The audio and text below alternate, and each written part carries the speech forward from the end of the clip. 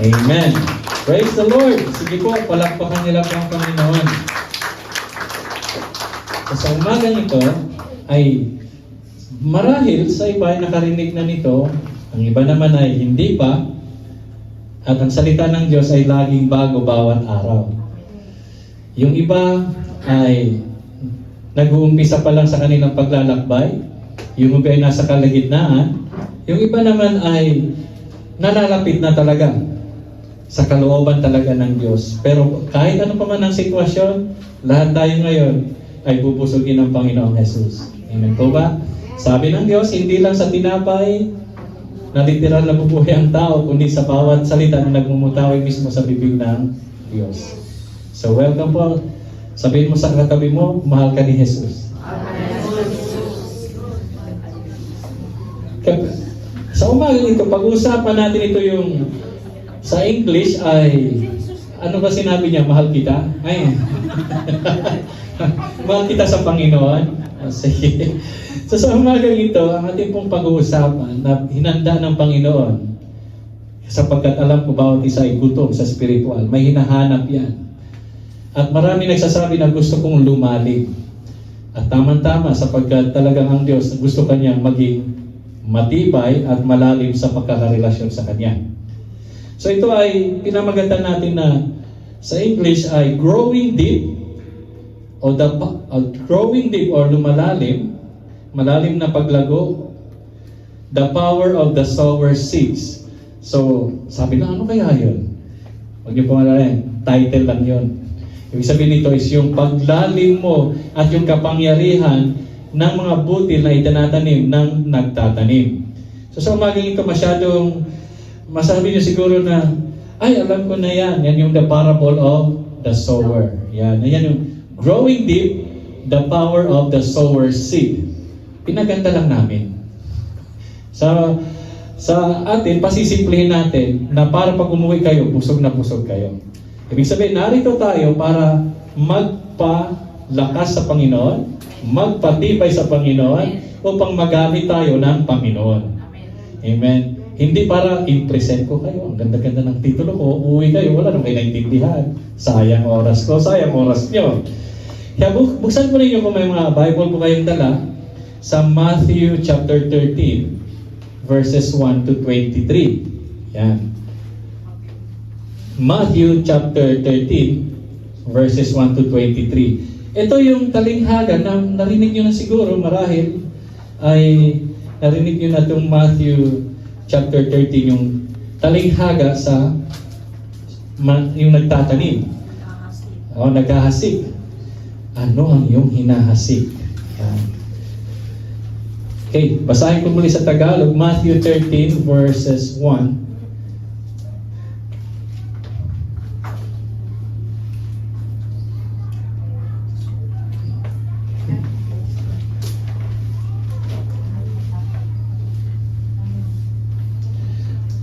Or makikita rin po natin yan sa tatlong book ng Bible.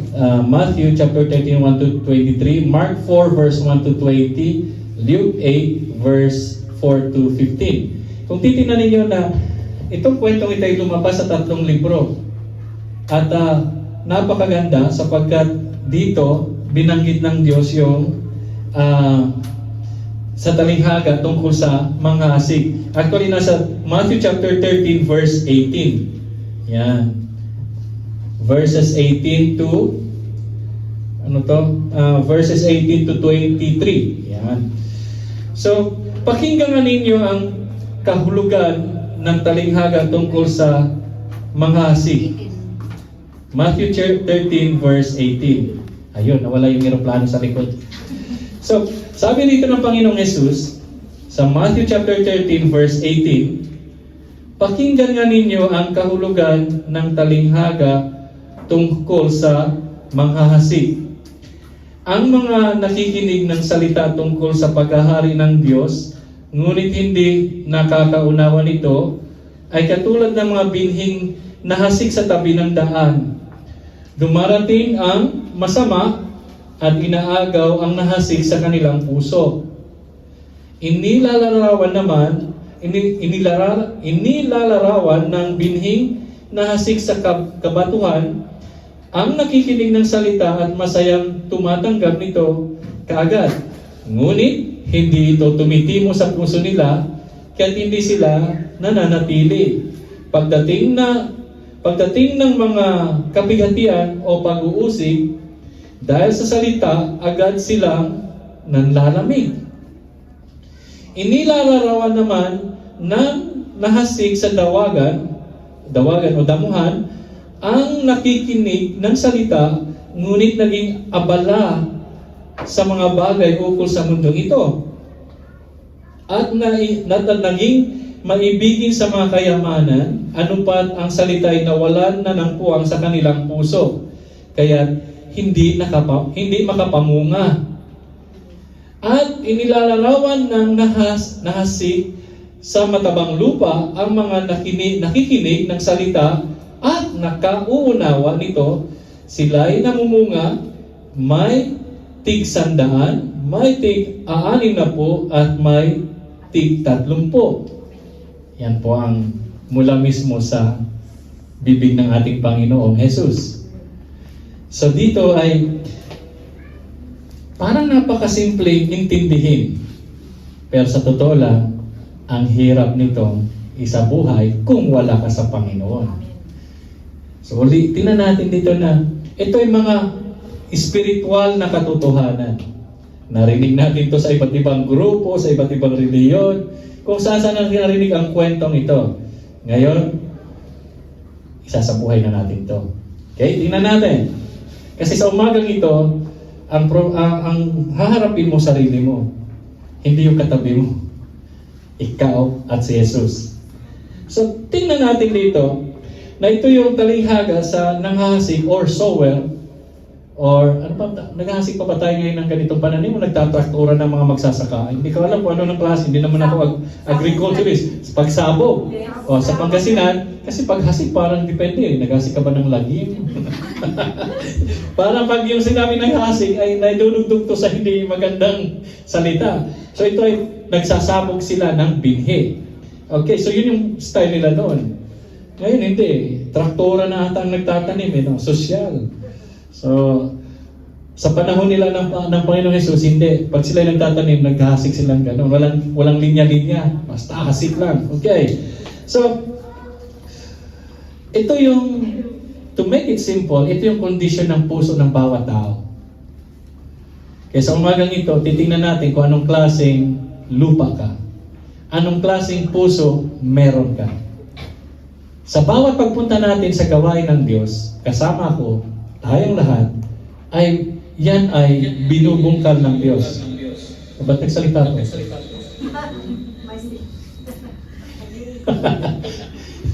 Okay, patalastas na naman. Okay? So, napansin natin na ang tinutukoy ng Diyos sa bawat isa naririto, bago man, matagal man, ay ang iyong puso. Ang ikaw. Hindi si katabi, kundi yung personal na ikaw. Yan. Tingnan natin kung paano tayo kakausapin ng Panginoon Jesus. Sabihin mo sa katabi mo, makinig ka. Makinig ka. Kaya pagkat ito ay salita ng Panginoong Jesus. Dito kukunin lahat. At tingnan natin, ito ay kondisyon ng ating puso. Sino may sakit sa puso dito? Praise God, hindi mahilig sa taba. Sa cholesterol o cholesterol. At ang butil o yung hinahasik dito ay ang salita ng Diyos. Amen? So yung lupa, yan ang puso mo. Ikaw yun. Yung kaluluwa mo. Yung pagkatao mo. At yung butil ay yung salita ng Diyos. Yan. Para ako ngayon manghahasik. At ang resulta, kung paano ito may tanim, ay nakadepende sa lupa. Ibig sabihin, nakadepende sa iyo. O, napakasimple, di ba? Basic. Ang butil na ihasik ay salita ng Diyos. Ang tatanggap ng butil, hindi hangin. Ikaw, yung puso mo. Ibig sabihin, hindi literal na puso. Ang pag sinabing puso, yung pagkatao mo. Yung kaluluwa mo. Amen? So nakuha na ba natin ang senaryo? Maghahasik ngayon ang Panginoong Jesus ng salita niya. Ngayon, ang naghahasik niya, tinutukoy dito, walang iba kundi ako. Sa ngayon.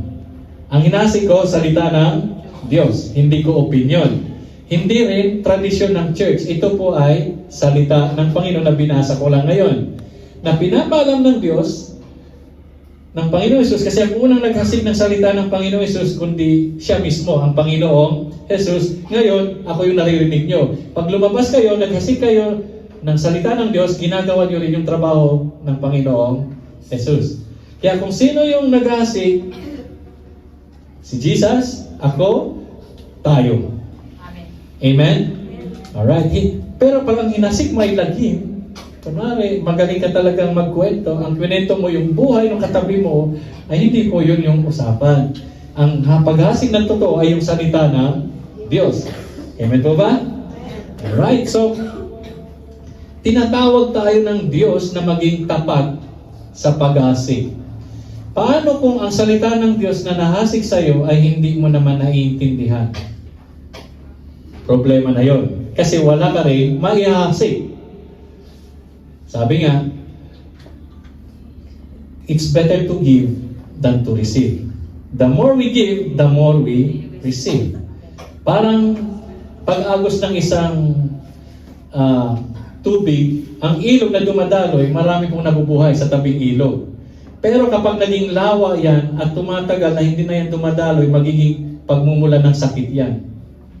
At isang araw matutuyo din yan. Mas maganda na kung ikaw ay isang source ng buhay, patuloy kang dumadaloy. Amen po ba? So ganito dapat, na habang tayo ay nakikinig sa Diyos, nakikinig tayo sa salita ng Diyos, nag-aaral tayo ng salita ng Diyos, tayo din ay maghahasik ng salita ng Diyos. Hindi tayo maghahasik ng buhay ng may buhay. Hindi natin trabaho yon. Ang inaasahan ni Lord ay kung ano yun ay sulat dito, i-share mo. O ngayon natutunan ko, ang salita pala ng Diyos, yun yung butil na itinatanim sa bawat puso. Sa bawat punta natin dito, hinahasikan tayo ng Diyos ng salita niya. Amen? At kung minsan yung may tinatanim ng Diyos, iba-ibang klase. Pero parehong salita ng Diyos. Iba-ibang klase sa pamamagitan ng talong, okra,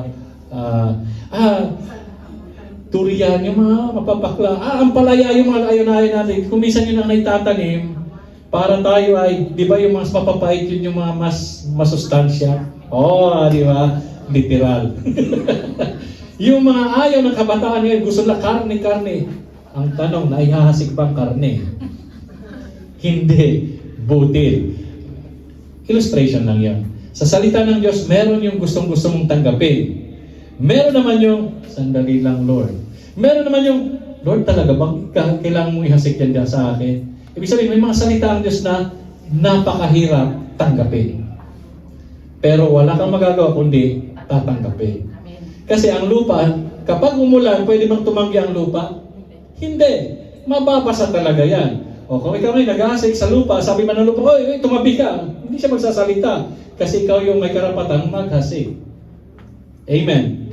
Ito yung talinghaga na tayo, kung ano naririnig natin sa Panginoon, naririnig niya sa akin, na maririnig din sa inyo, kasi isa lang naman tayong katawan ng Panginoong Jesus. Isa rin lang ang nag-aasik sa atin ng salita niya, walang iba kundi ang Panginoong Jesus. At kung paano maghasik ng tama, kailangan natin ang banal na Espiritu. Ibig sabihin, ang presensya ng Diyos sa ating buhay. Dapat ang Diyos na nasa ating buhay, siya yung magtuturo kung paano maghasik. Ngayon, alam na natin kung sino yung naghasik, alam na natin kung ano ang hinahasik kundi salita ng Diyos. Ito po'y nagbibigay buhay. Ito po'y nagbabago ng buhay. Amen? Nagpapalakas sa ating buhay. Nagliligtas ng buhay. Ba't tayo mahihiya na maghasik nito? Amen? Kasi, alam niyo, pag naghasik kayo nito, may galit na galit sa inyo. Si Satan. Kapag hindi ka naghasik, nakangiti si Satan. Amen? Kaya kailangan natin maghasik kasi ang sinasik ni Satan is lagim. Ang binibigyan ni Satan, kaguluhan, kamatayan, pagkawasak. Ang Panginoon hindi. Buhay na ganap at buhay na walang hanggan. At dito sa lupa, buhay na kasiyasiya. Amen po. So ano ang hinahasik natin ngayon? Amen? Ikakahiya ba natin ito? So kailangan natin kargahan yung ating bodega, yung ating lupa. Siguro mas masaya kayo pag nakikita ninyo na yung lupang tinaniman nyo ay may tumutubong namumunga. Napakahirap pag ang tinaniman yung lupa ay meron ng mga tumutubo pero sumasabay naman yung damo. Diba? Mahirap ang ani doon. Okay? Pero pwede silang tumubo. Pero ito yung mga literal explanation. Kaya sabi ko nga, parang napakasimple nito. Pero makikita natin yan sa araw-araw na kung anong ihahasik natin sa ating buhay.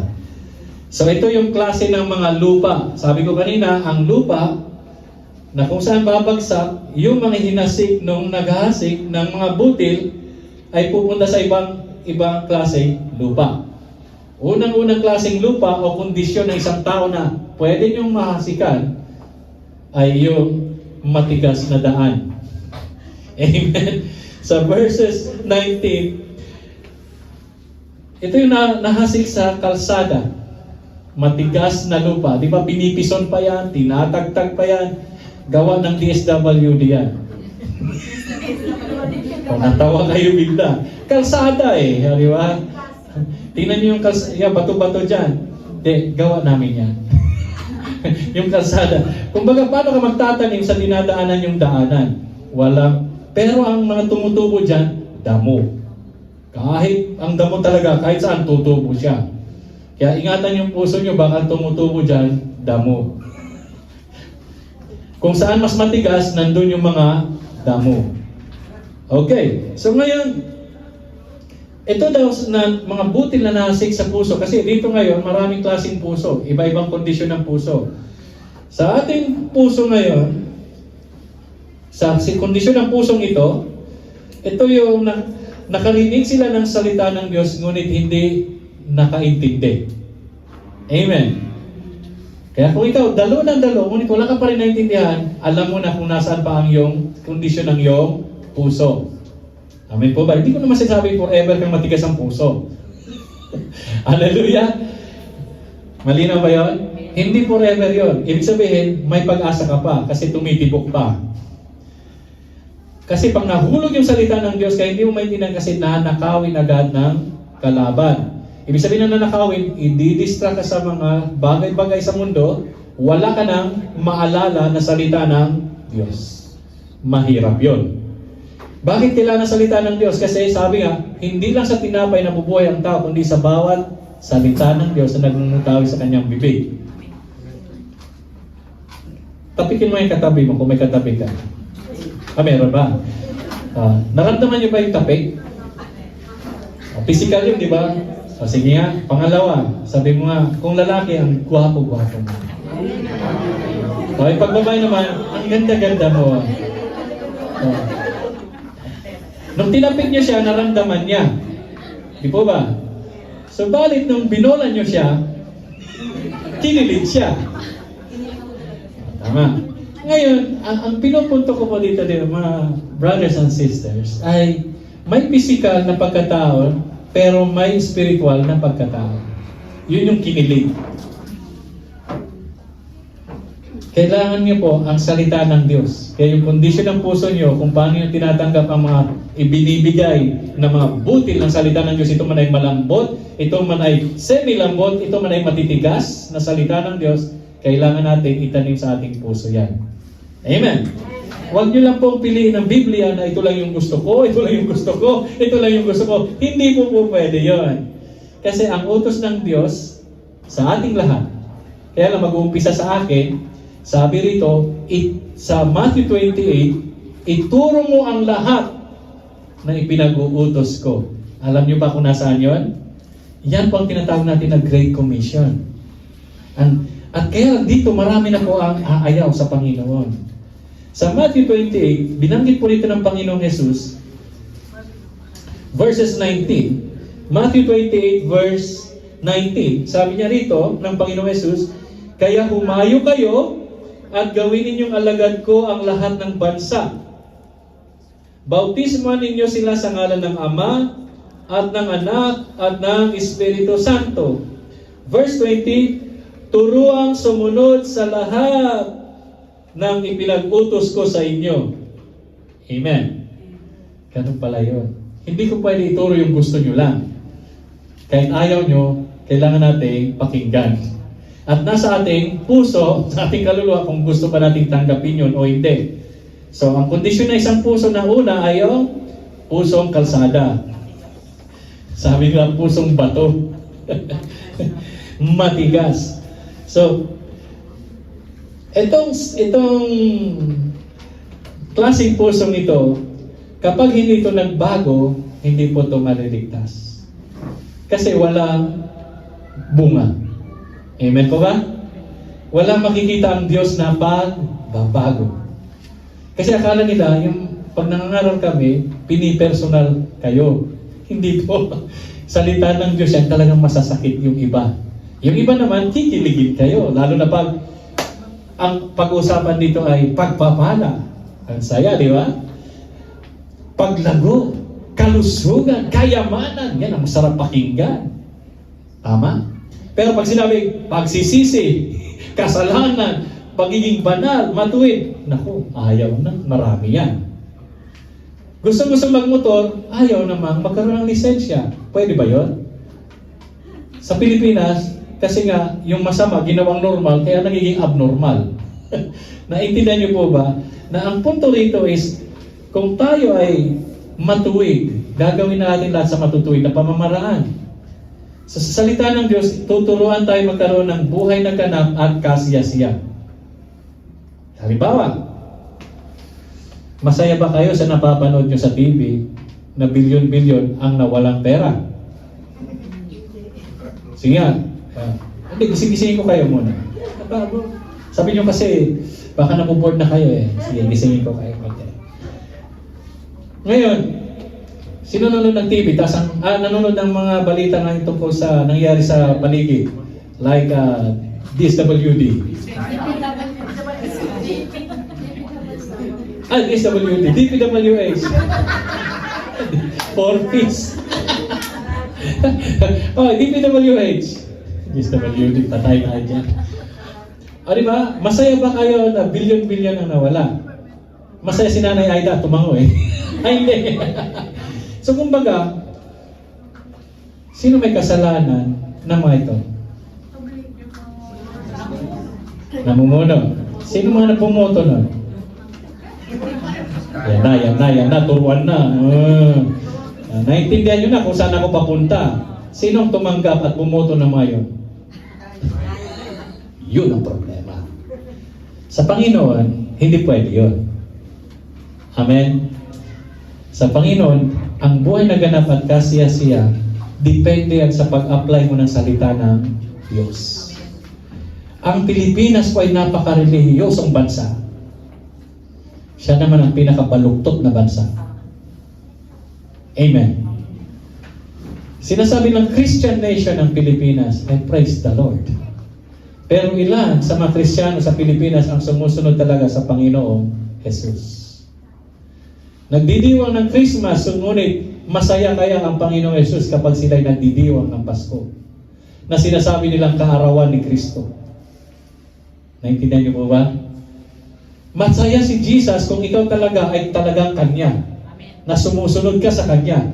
Pero pag ikaw ay nakikiisa sa celebration, ngunit hindi ka nakiisa sa nagse-celebrate, ibang usapan yun. Ibig sabihin, isa kang gate crusher, party crusher. Hindi ka kaisa ngunit nakikipag-celebrate ka sa Panginoon. Iba, hindi ibig sabihin, hindi ka niya kilala. Hallelujah! Kaya iba po ang nagsasabing Kristiyano siya, iba naman yung talagang sumusunod kay Kristo. Ang sumusunod kay Kristo, pag nabasa niyo po yung 4 na ebanghelyo, Matthew, Mark, Luke, and John, kapag nababasa niyo rito, sasabihin ko sa inyo, masasaktan ka. Ngunit yung sakit na yon ay parang mga ampalaya. Yun yung mga mapapait, ngunit magbibigay sa iyo ng kaligtasan kapag isinabuhay mo. Hindi ka lang dapat nakikinig na katulad ng kalsadang puso o pusong bato. Na yung hinasik na salita ng Diyos ay, alam ko na yan. Kahit si Satanas alam niya to. Mas magaling pa nga siya sa pangangaral.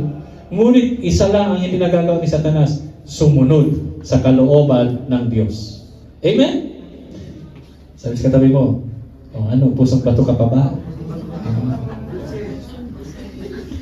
Pangalawang klase ng puso, ito naman yung mabatong puso. Hindi bato sa kidney, ha? Ibig sabihin, ito yung may lupa, ngunit may bato. Ibig sabihin, okay siya ngayon, bukas hindi siya okay. Okay?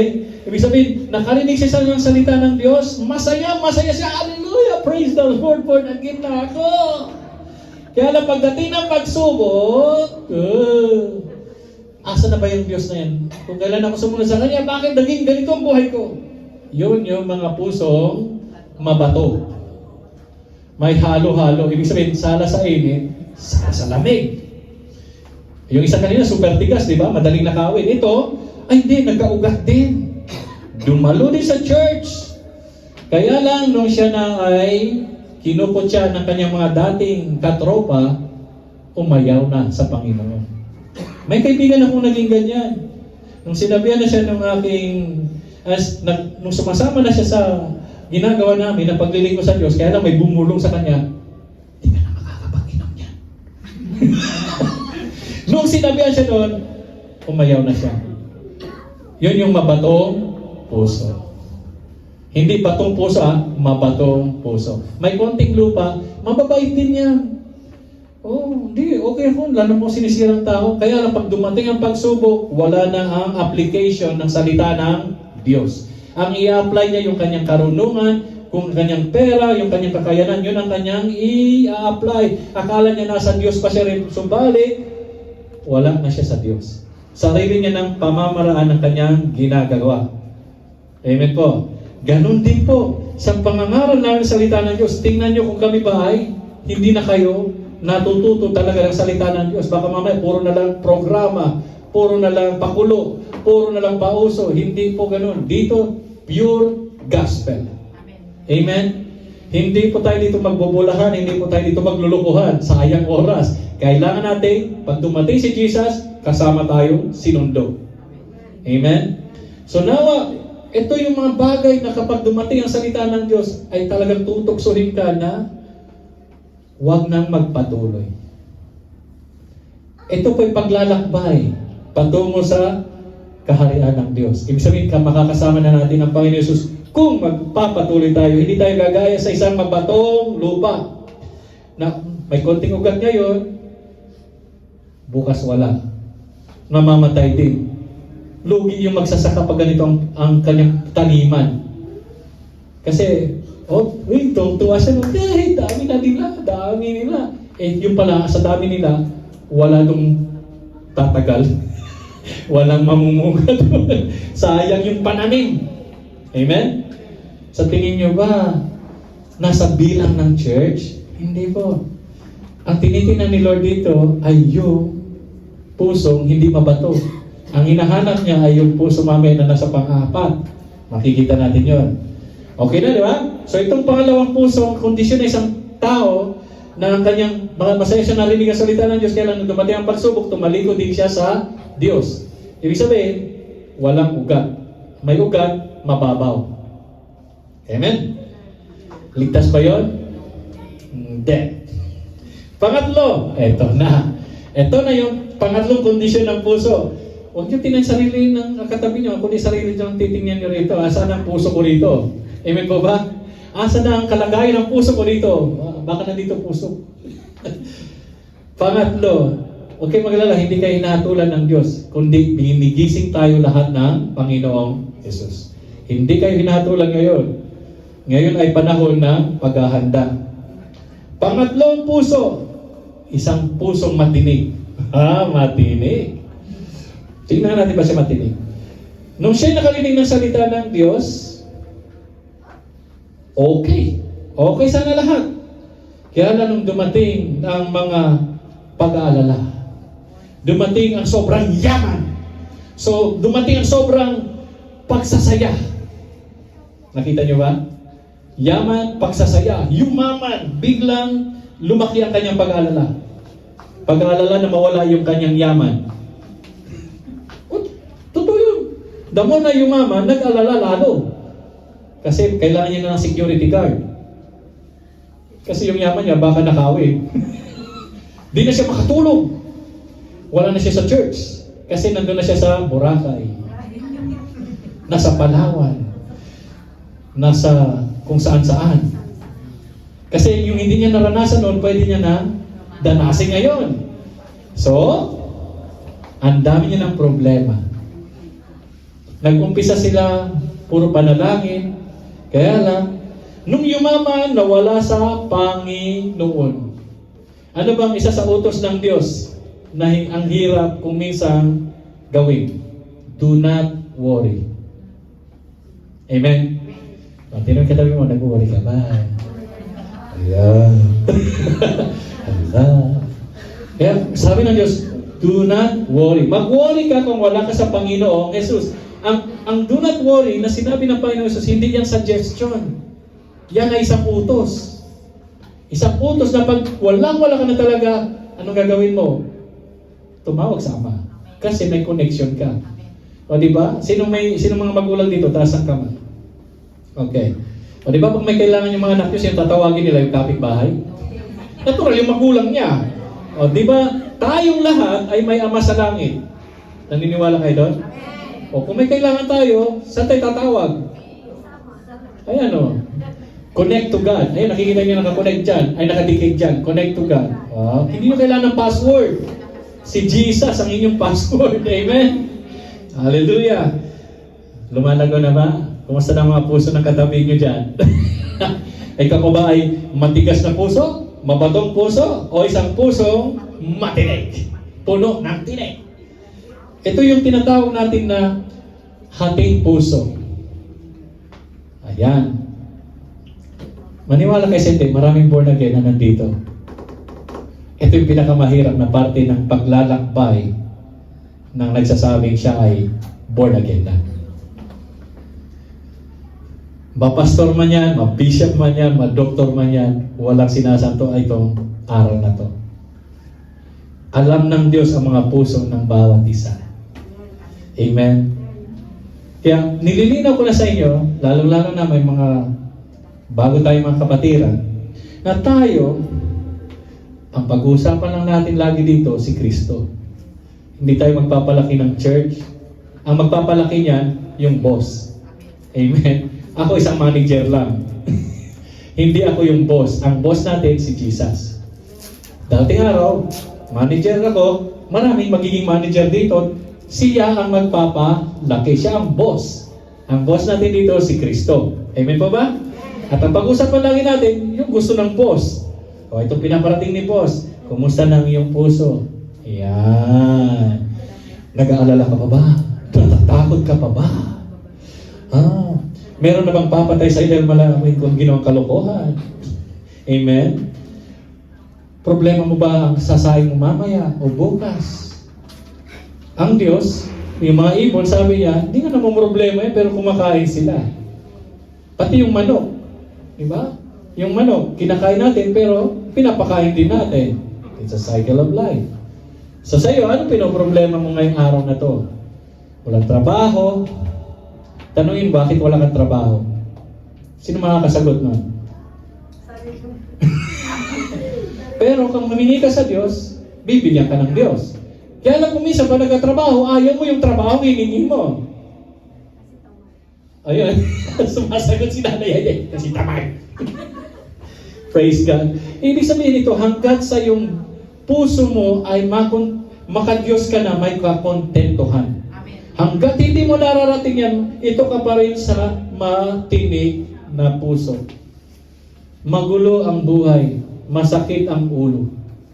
Galit kahit walang kagalit. Namumroblema, galit ka lalo na wala ka ng pera. Bakit ka galit? Pero ang tanong mo, bakit ka walang pera? Sino awayin mo yung katabi mo? Kung wala kang pera, tanongin mo sarili mo, ba't wala kang pera? Tama, mali.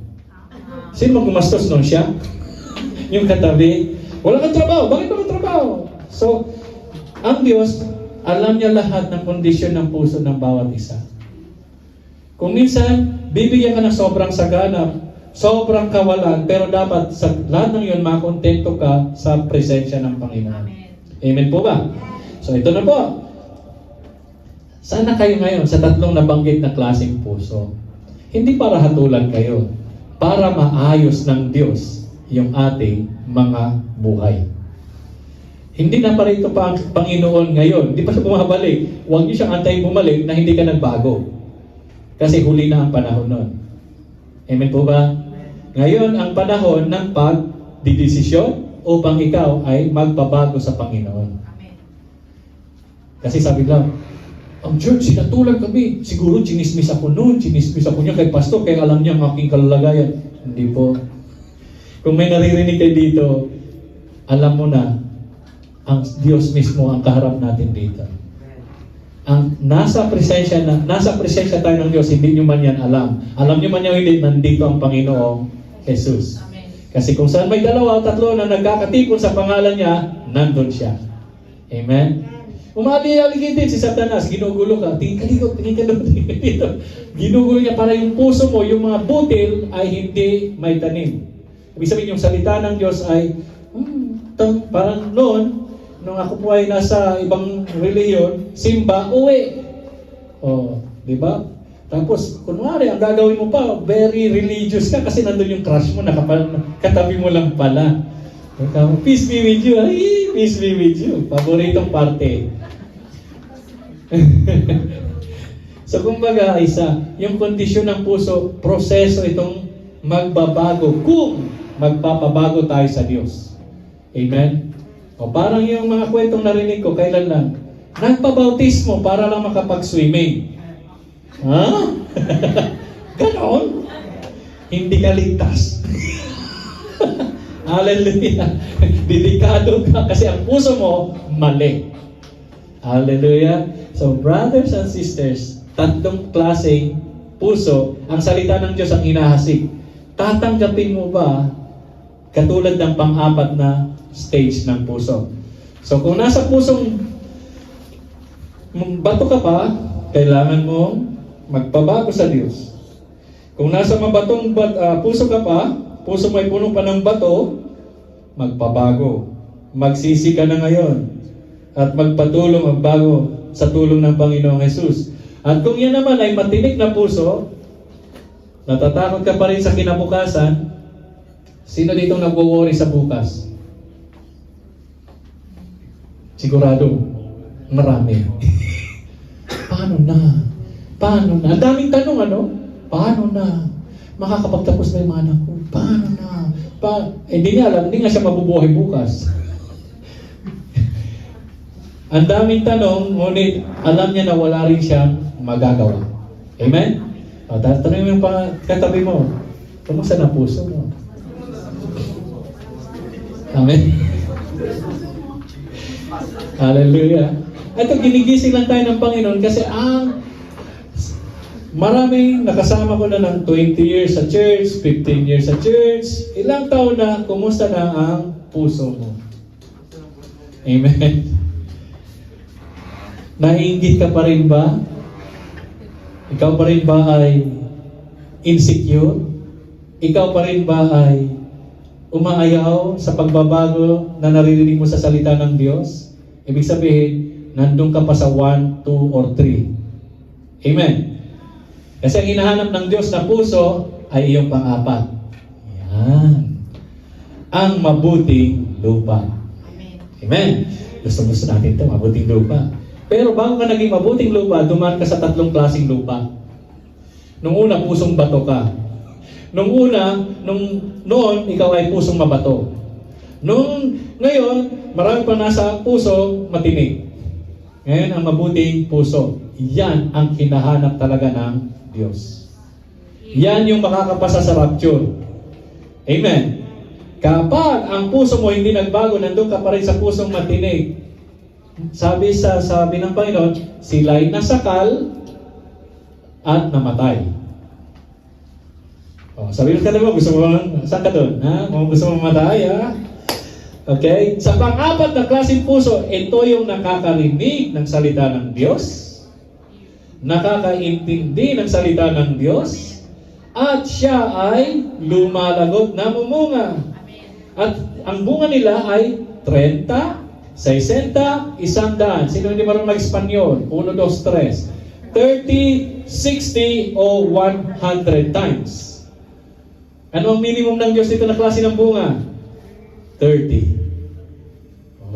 Ay, praise the Lord. Baka sabihin nyo, magkakayo ko ng 30 kaluluwa. Ay, praise God kung gagawin mo yun. Ibig sabihin dito ay mamumunga siya ng sagana. Amen po? Hindi lang siya magkakaroon ng buhay na kasiyasiya, mayaman man siya dito sa lupa o hindi, pero mayaman siya sa pag-ibig ng Diyos. Kaysa sa mayaman siya sa pera, mayaman siya sa material, wala naman ang pag-ibig ng Diyos. Siya naman ay matinig pa rin ang kanyang puso. Pumasa daw ba yun? Hindi. Mararapture ba yun? Hindi. Kasi sabi ng Diyos, patay ang pusong yan. Kasi matinig. So sa umagang ito, 4 na puso. Alam ko, dadaan pa kayo sa maraming proseso. Kasi bago kami tinawag ng Panginoon, dumaan kami sa mahihirap na proseso. Hindi sa mababait kami. Kung may makasalanan siguro, isa na ako sa malalang makasalanan. Kaya lang ang pusong handang umintindi, handang makinig, handang magbabago sa Diyos, yun ang mabuting puso. Na kapag alam niya na nagkamali siya, tatakbo agad yan para magsisi dahil alam niyang mali siya. Yun ang hinahanap ng Diyos ng mga puso. Yun yung mga puso na kailanman ay talaga ang puso niya ay nasa Diyos na. Na wala nang mahalaga sa lahat ng bagay kundi ang Panginoong Jesus. Ngayon alam ko, dadaan tayo sa mga stage na yan. Pero alam na natin sa umagang ito, huwag kang manatili sa 3 klaseng puso na umaasa ka sa rapture, hindi ka papasa. Hindi ka kukunin ng Diyos. Hanggat ang puso mo ay isang pusong magpagpakumbaba sa kanyang salita. Kasi ang mga butil, halimbawa ng butil na ito, ang salita ng butil ay salita ng Diyos. Paano pag ang butil ay sabi na, forgive or bless those who curse you. Amen. Amen. Yung iba hindi pa kaya. Ilang taon na hindi kaya magpatawad. Pero nasa church yan. Sang puso yan. Alam na natin kung anong mga kondisyon ng puso. Yung salita ng Diyos, hindi yun negotiable. Yun po ay dapat tanggapin at isabuhay. Masakit yun. Di po ba? Sabi ng Panginoon Jesus, kung hindi ka magpapatawad, hindi ka rin patatawad. O ito pa. Amen! Sabi sa katabi mo, isip-isip na hindi ka mararapture. Isip-isip ka na. Kasi ngayong umagang ito, chinecheck na ng Diyos ang ating mga puso. Alam na natin na ang rapture ay anytime, parating ng Panginoon, dapat ang church ready na katulad ng mga matatalinong birhen. Ito pa. Ang sabi ng Panginoon Jesus, isang klaseng buti na napakahirap tanggapin. Di po ba? Marami, di ba? Kalimutan mo ang sarili mo at sumunod ka sa akin. Lord, gusto ko pang yumaman. Gusto ko pang yumilinaryo. Hindi niya ma-deny ang kanyang sarili. Gusto ko pa ng mga pagkain ito na pinagbabawal. Ano ba ito? Ang dami niyo pa ang gustong gawin na labag sa kalooban ng Diyos. Amen. Allah. Lord, mahal ko kasi siya eh. Pero siya ay satanista. Ikaw born again. Pwede ba yun? Natural hindi. Paano? So makikita ninyo kung anong puso ang meron ka sa salita pala ng Diyos, nakikita mo na ang iyong kahihinatnan. Huwag natin pong sabihin na, I'm saved by grace. Totoo po yun. We are saved by grace. Pero ang titinan ng Diyos is paano ka namuhay sa grasya niya. Paano ka namuhay na isang ligtas na kaluluwa. Ang hahanapin ng Diyos diyan ay ang bunga ng kanyang grasya. Amen. Kasi yan ang pinaggangalandakan nila ngayon. Niligtas ka ng Diyos, mahal ka ng Diyos. Pero huwag kang mamuhay sa kasalanan. Sumunod ka sa kalooban ng Diyos. Amen po. Kasi marami po nagsasabi na, okay lang kasi nakasulat na, papunta na talaga akong langit. Ang tanong, kung namumuhay ka sa kasalanan at labag sa kalooban ng at salita ng Diyos, hindi ka maliligtas. Niloloko mo lang ang iyong sarili. Lalo na pag ang pinagkatiwalaan mo ay yung mga turo ng tao. Kaya po, sino ang walang Biblia? Taas ang kamay. Taas nyo, walang Biblia. 1, 2, 3, 4, 5. O sige, tingnan natin kung ilang Biblia dyan. Pero pag may Biblia na kayo, di pa kinaligtas, di ko nakasalanan yun. Amen? Kasi pag ngayon, nasa end times na po tayo. Amen po ba? Paliwanag ko ha? Ang last days, matagal na. Nasa end times na tayo, ibig sabihin nasa dulo na ng last days. Naintindihan niyo ba yun? Nag-umpisa dito yung sabi ng Diyos na huli na ang panahon, huling araw na. Nandito na po tayo sa end times, sa dulo na. Kapag hindi ka pa nakapaghanda, humabol kayo hanggat kaya nyo. So, yung mga walang Biblia, tingnan ko kung meron kami ibibigay sa inyo mamaya para may mabasa kayo. Dahil, alam niyo ba kung sinabing end times? Kasi ngayon, marami na pong bula ang mga ngaral. Kapag hindi mo kinakausap ang Diyos at nag-aaral ng salita niya, kung hindi ka man makapagbasa, dito, magtiyaga ka sa mga magtuturo ng salita ng Diyos. O magsisharing kayo, sino yung gusto mong kasyera, di ba? Kasi end times na, parating na ang Panginoon, kailan magiging handa yung puso mo? Ano ka, pusong bato, pusong matinig, o pusong mabato? Gusto ko espaltado. Ay, yung talagang pusong mataba, organic. Amen po? Hindi gawa ng, ano na naman yun, DPWH pala. Okay, nawa yung mga buhay ninyo ay namumunga. Hindi Zimbabwe, kundi mga makapangyarihang mga Kristiyano. Mga Kristiyano na ang dala kapag nandun ay buhay na walang hanggan. Amen po? Gusto niyo ba na pagpalain kayo lalo ng Panginoon? Sumunod kayo sa kalooban niya. Siya magpapala. Amen po ba? Itong kinaroroonan natin, isang grasya lang po ito. Hindi ito na, wala ito sa plano. Nang dahil lang sa gustong masunod ang kalooban ng Diyos, binigay niya. Pero darating ang araw, magiging doble kayo. At kayo na mismo yung maghasik ng salita ng Diyos.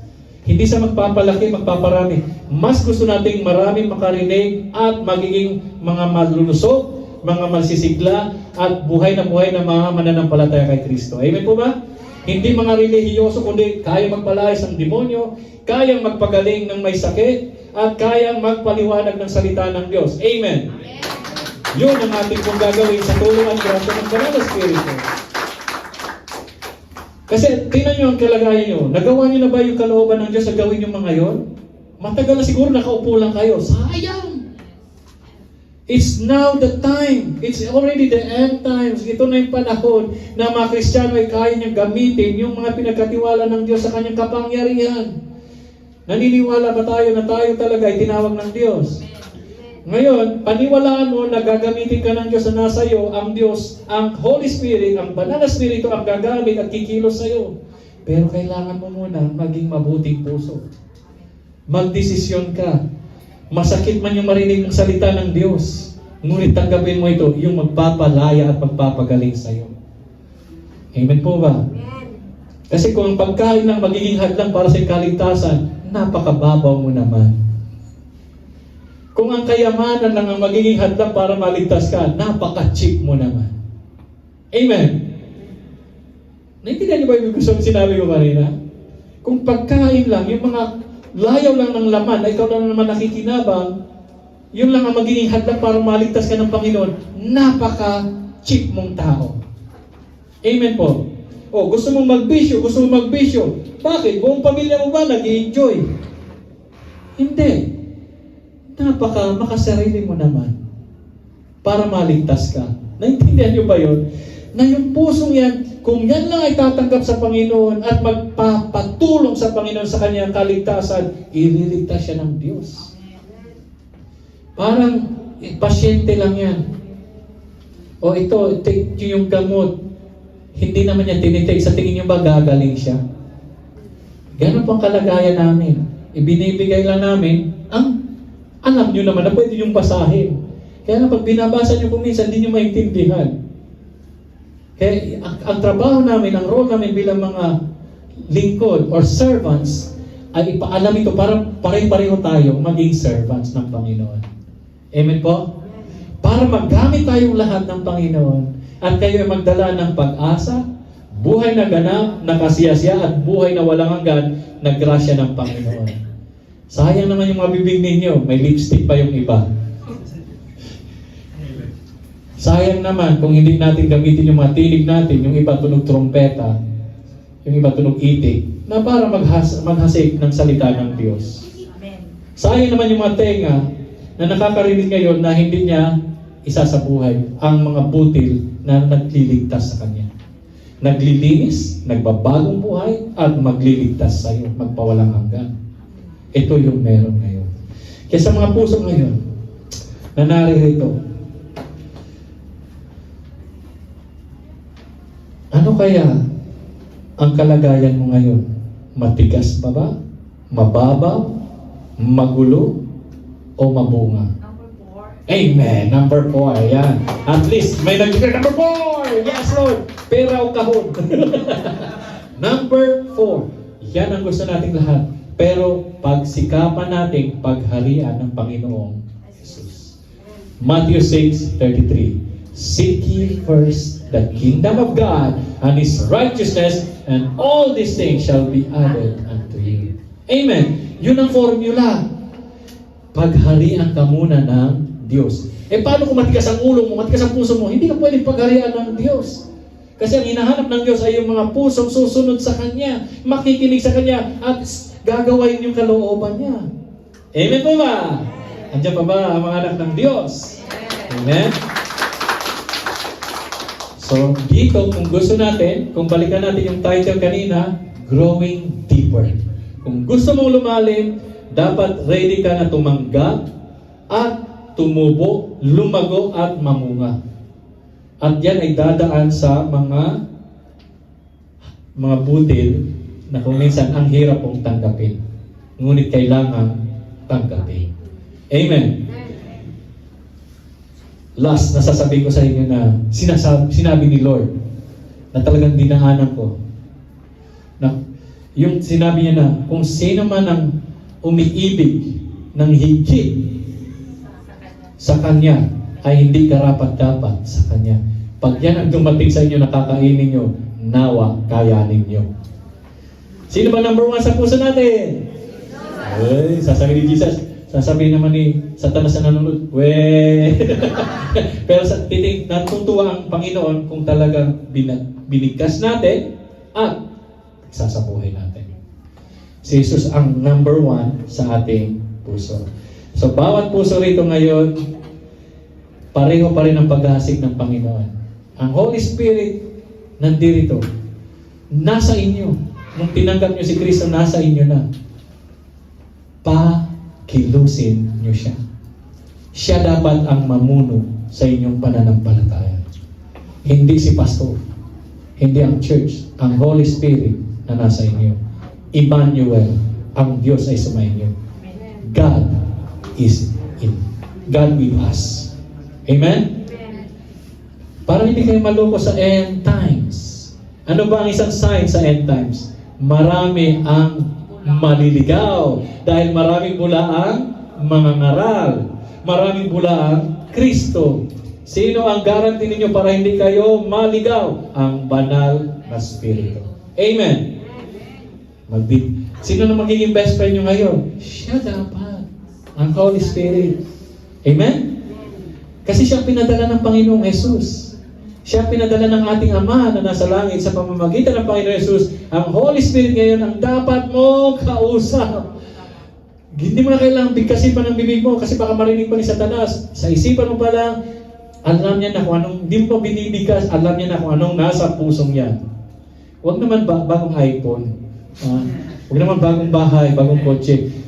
Matthew 6:33, seek first the kingdom of God and His righteousness, and all these things shall be added unto you. Yun po ang formula. Amen? So, hindi po natin babaliktarin yan, ha? Huwag niyong babaliktarin yun. Hallelujah. Praise the Lord. So, today, actually, at least naintindihan ninyo kung anong kalalagayan mo na sa Panginoon. Ikaw rin yung magdidesisyon. kung ano ang gagawin mo sa iyong puso. Amen?